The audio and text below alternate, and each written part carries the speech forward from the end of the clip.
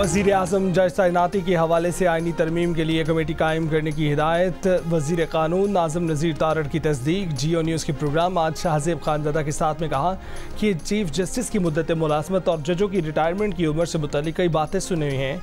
ये टास्क मुझे अभी तक नहीं सौंपा गया, लेकिन अभी इसे यकसर मुस्तरद नहीं करूँगा।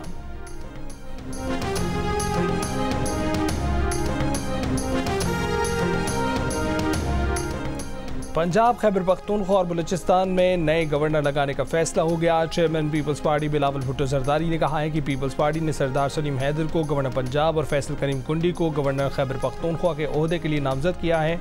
वज़ीर आज़म से पीपल्स पार्टी के चेयरमैन की मुलाकात में नून लीग के जाफर खान मंदोखेल को गवर्नर बलूचिस्तान बनाने का फैसला। ज़राए के मुताबिक गवर्नर सिंध की तब्दीली का भी फैसला नहीं हुआ।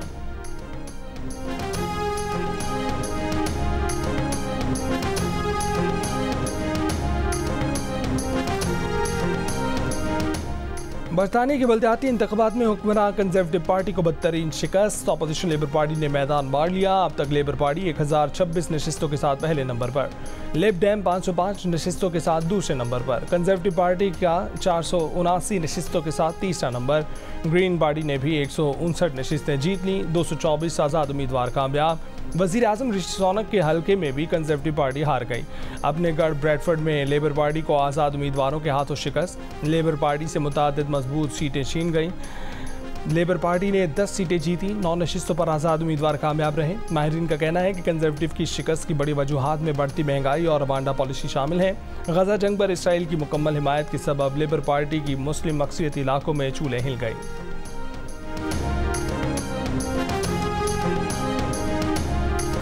पाकिस्तान का चांद का सफर, पहला सैटेलाइट मिशन iCube कमर चीन के हनियान स्पेस स्टेशन से रवाना हो गया। कराची में स्पार्को के दफ्तर में नारों और तालियों की गूंज। सैटेलाइट 5 रोज में चांद के मदार में पहुंचेगा। 3 से 6 माह तक चांद के अतराफ चक्कर लगाएगा। हुक्काम के मुताबिक मिशन के जरिए चांद के मौसम, जमीन और मकनातीसी मैदान से मुतालिक अहम मालूमात मिलेंगी। चीन ने चैंग 6 चांद मिशन की लॉन्चिंग कामयाब करार दे दी।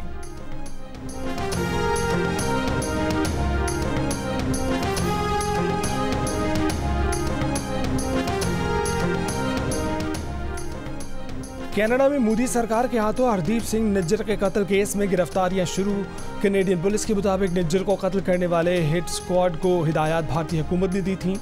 कनाडा की पुलिस कत्ल के 3 मजीद वाक़यात की भी तहकीकात कर रही है, जिनमें एडमिंटन में 11 साल के लड़के के कत्ल की तहकीकात भी शामिल है। कनाडा के मीडिया के मुताबिक भारतीय सरकार के इशारों पर काम करने वाले हिट स्क्वाड में ड्राइवर, शूटर और निगरानी करने वाले शामिल थे। हरदीप सिंह निज्जर को गुज़िश्ता साल जून में गुरु नानक गुरुद्वारे के दरवाजे पर कत्ल कर दिया गया था। गिरफ्तारियां जुमे को 2 मुख्तलिफ सूबों में अमल में आईं। किरणपरीत सिंह और किरण बरार पर फर्स्ट डिग्री कत्ल और साजिश के इल्ज़ाम।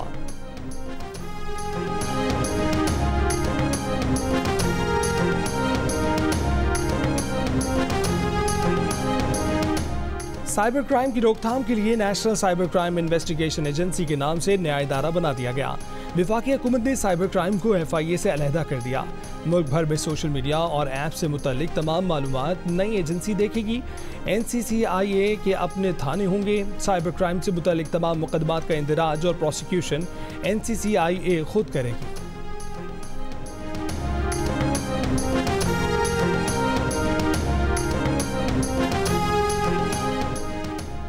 गंदम स्कैंडल पर नून लीग के कायद नवाज शरीफ ने पीर को वज़ीर आज़म शहबाज शरीफ को बुला लिया। पीर के रोज़ वज़ीर आज़म शहबाज शरीफ की जानिब से नवाज शरीफ को रिपोर्ट पेश करने का इम्कान। मॉडल टाउन लाहौर में होने वाले इजलास में नवाज शरीफ को बताया गया कि बहरी जहाज़ गंदम लेकर चल पड़े और मंजूरी बाद में हुई। 25 दिन में पहुंचने वाला जहाज़ मंजूरी के साथ रोज़ बाद ही बंदरगाह पर पहुंच गया। नवाज शरीफ ने कहा कि मुल्क में गंदम का बहरान पैदा करने वालों को नहीं छोड़ा जाएगा।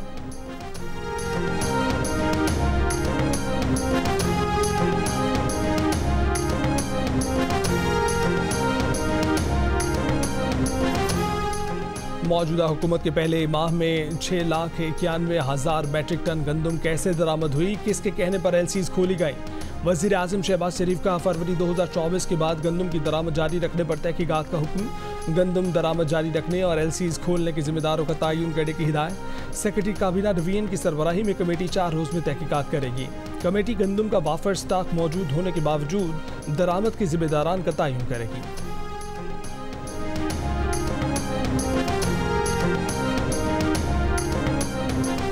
गंदम स्कैंडल पर साबिक वजीर आजम अनवारुल हक काकड़ और हनीफ अब्बासी के दरमियान तल्ख कलामी।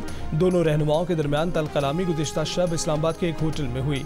अनवारुल हक काकड़ ने हनीफ अब्बासी से कहा कि क्या आप मुझे गिरफ्तार करने आए हो? हनीफ अब्बासी ने जवाब दिया कि प्रोग्राम में हक बयान किया। अनवारुल हक काकड़ ने कहा कि उन्होंने पूछा कि हनीफ अब्बासी कौन है। अगर फॉर्म 47 की बात की तो आप और नून लीग मुंह छुपाते फिरेंगे। बानी पीटीआई ने कहा है कि 3 जमातों के सिवा सबसे बात करेंगे। अली अमीन गंडापुर, उमर अयूब और शिबली फराज को मुज़ाकरात का इख्तियार दिया है। ये 3 नाम डील के लिए नहीं, बातचीत के लिए तजवीज़ किए हैं। बातचीत मुखालफिन से होती है, दोस्तों से नहीं। अडयाला जेल में सहाफ़ियों से गुफ्तगू करते हुए कहा कि डील वो करता है जिसे मुल्क से बाहर जाना होता है। डील जेल से बचने के लिए की जाती है। 18 माह से कह रहे हैं कि बातचीत के लिए तैयार हैं। सियासत में हमेशा बातचीत होती है। तोशाखाना पर ये चौथा केस कर रहे हैं। जो भी केस बनाना है एक बार बना कर ले आए।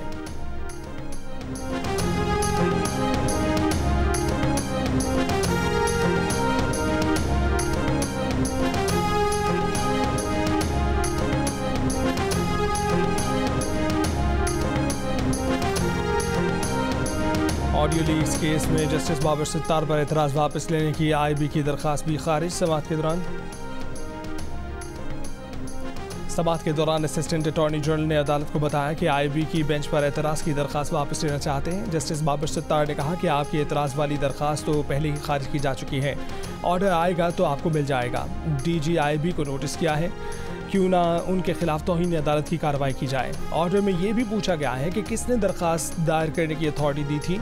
आपने जो जवाब देना है वो ऑर्डर आने के बाद दे दीजिएगा।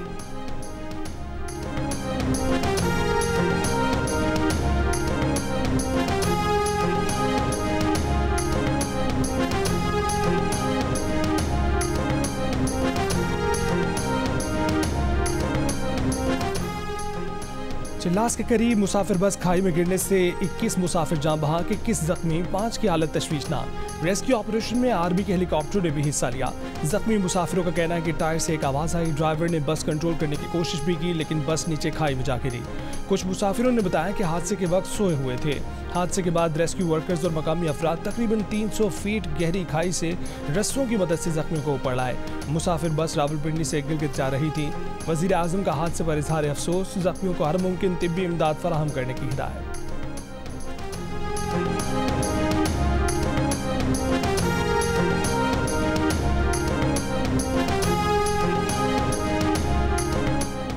आलमी यौम आज़ादी सहाफ़त पर मुल्क के मुख्तलिफ शहरों में मुजाहरे और रैलियाँ। Rawalpindi Islamabad union of journalist और नेशनल प्रेस क्लब के ज़ेर एहतमाम नेशनल प्रेस क्लब में सेमिनार का इनेकाद। मुकर्रिरीन का कहना था कि आज़ादी इजहार राय पर कतगन नाकाबिल कबूल है। कराची प्रेस क्लब के तहत होने वाले मुजाहरे के शुरा ने प्रेस फ्रीडम डे को फ़लस्तीन के शहीद सहाफ़ियों के नाम कर दिया। लाहौर में PUJ के ज़ेर एहतमाम फैसल चौक माल रोड पर मुजाहरा किया गया। शुरा ने खुशदार में धमाके की मजम्मत की। प्रेस क्लब के सदर के जा बहक होने पर अफसोस का इजहार किया। गुजरात, हैदराबाद, सरगोदा, बहावलपुर, उमरकोट, शिकारपुर और सजावल समेत मुख्तलिफ शहरों में आलमी यौम आज़ादी सहाफ़त के मौके पर तकरीबात मुनक्किद हुई। शुरा ने मरहूम सहाफ़ियों के साल सवाब के लिए कुरान खानी का एहतमाम किया, जबकि लवाहिकीन को लाइफ अचीवमेंट अवार्ड भी दिए गए।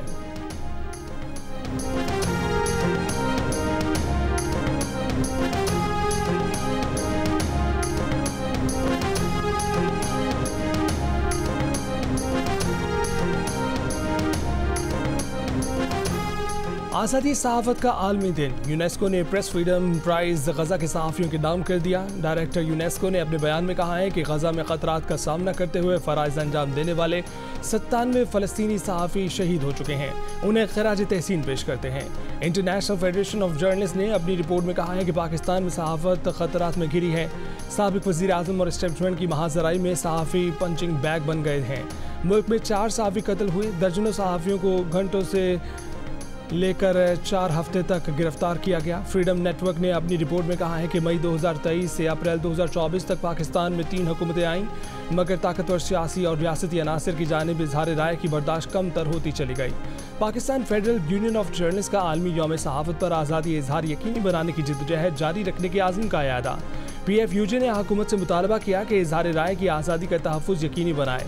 Association of media editors and news directors ने अपने बयान में कहा है कि पाकिस्तान में सहाफ़ी और सहाफ़ती इदारे कठिन हालात से गुजर रहे हैं। रियासती और गैर रियासती अनासर की जानिब से टेलीविज़न प्रोग्रामों को रोकवाना, नशरियात बंद कराना, सहाफ़ियों की बरतरफी के लिए दबाव डालना, गैर कानूनी मुतालबात, मुतादिद पाबंदियों और चैलेंजों का सामना रहा। इसमें रोज़ बरोज़ इजाफा होता जा रहा है। सहाफ़ियों, बिलखसूस ख़वातीन सहाफ़ियों की किरदार कुशी भी इसी मुहिम का हिस्सा है, जिसमें सियासी जमातों के कारकुनान भी शामिल हैं। रिपोर्टर्स विदाउट बॉर्डर्स के प्रेस फ्रीडम इंडेक्स में पाकिस्तान की 2 दर्जे तनज़री 152 पर आ गया। RSF का पाकिस्तान में आज़ादी सहाफ़त की सूरत हाल पर शदीद तशवीश का इजहार।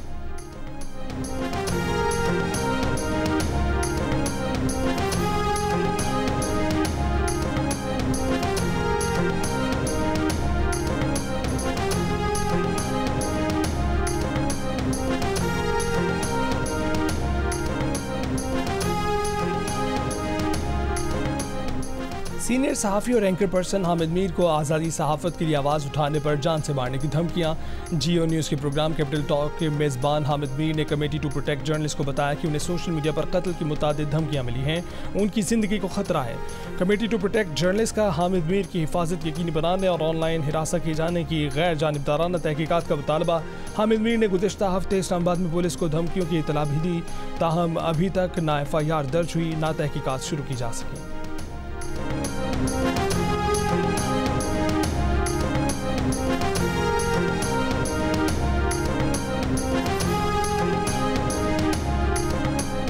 पाकिस्तान में यूरोपीय यूनियन की सफ़ीर रीना कोनिका ने कहा है कि यूरोपीय यूनियन सहाफ़ियों को अपने फ़राइज़ की अंजामदही से रोकने के लिए धमकियाँ दिए जाने समेत हर तरह की पुरतशद्दुद कार्रवाइयों की मज़म्मत करती है। सहाफ़ियों के खिलाफ तशद्दुद के इक़दाम चाहे रियासत की जानिब से हों, किसी गिरोह की जानिब से हों या किसी फ़र्द की जानिब से, ऐसे जराइम पर कोई इस्तिस्ना नहीं होना चाहिए।